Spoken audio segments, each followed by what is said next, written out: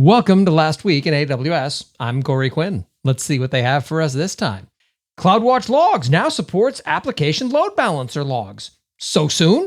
I swear, it feels like AWS trips over these things themselves, are as surprised as I am by it, and then quickly implements them a decade after they should have. AWS announces AWS Interconnect, multi-cloud connectivity with Oracle Cloud Infrastructure in GA. There's now a great story around routing your internet-bound traffic to Oracle instead of directly to the internet and saving a boatload of money because Oracle's almost 10 times less expensive than AWS is for internet egress.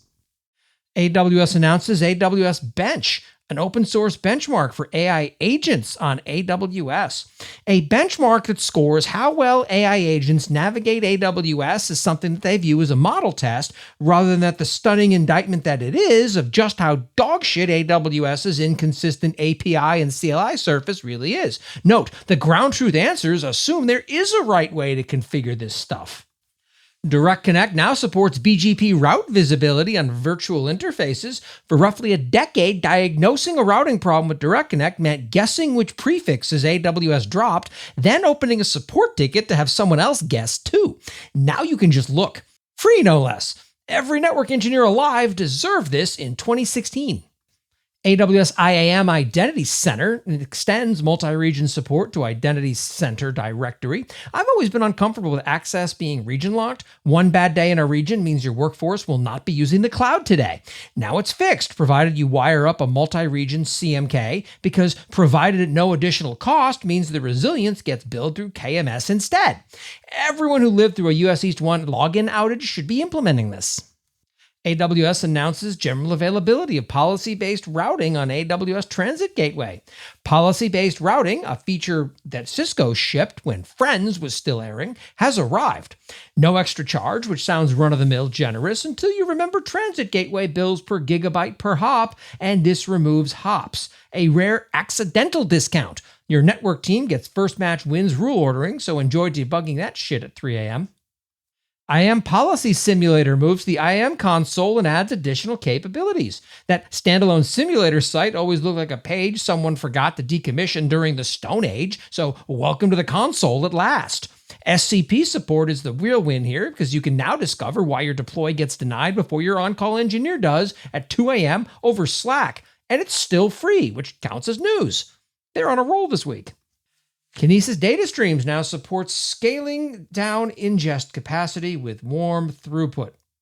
AWS has always used the term scale to mean that capacity could only ratchet up like a one-way turnstile into your bill.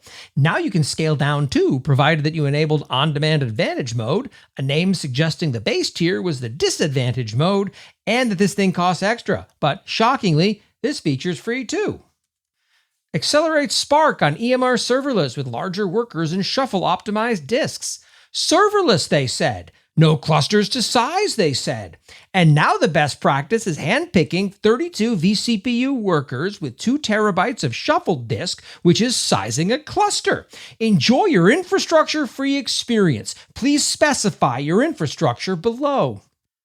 Installing and updating the AWS CLI with single-line commands. Curl pipe straight to bash, officially blessed by the same company that sells you 6 products to prevent exactly that thing. Somewhere a security team is drafting an exception request. But what's this? AWS Update means a decade of download the package again like it's 2009 has finally ended. Progress, technically. Deploying Kimi K3 on AWS. Open Wait sounds free, right up until you read that you need 8 B300s and a capacity reservation to run the thing. Moonshot gives away the model. AWS rents you the only building big enough to hold it. 2 days from release to blog post, which tells you exactly who profits from open source. How CloudFront delivered traffic for the FIFA World Cup 2026. 117 terabits per second of traffic, and not a single viewer knew it was happening, which is exactly how AWS wishes its billing worked too. Impressive engineering, though watching them count Roku market share by time zone suggests someone's building a very expensive case study to justify next year's edge pricing. Amazon identifies North Korean hacker group behind open source supply chain attacks. 5 names for one threat actor: Sapphire Sleet, Blue Noroff, Alluring Pisces, because the thing the security industry agrees on is that naming things is too fun to standardize. Solid research, though. The scarier detail is that Axios moves 100 million downloads a week on the goodwill of maintainers that nobody pays. Meet your supply chain. AWS would have published this a few weeks ago, but they wanted to validate it wasn't a frontier lab running a security breach as a marketing story first. KMS or Cloud HSM. Choose the right key management solution.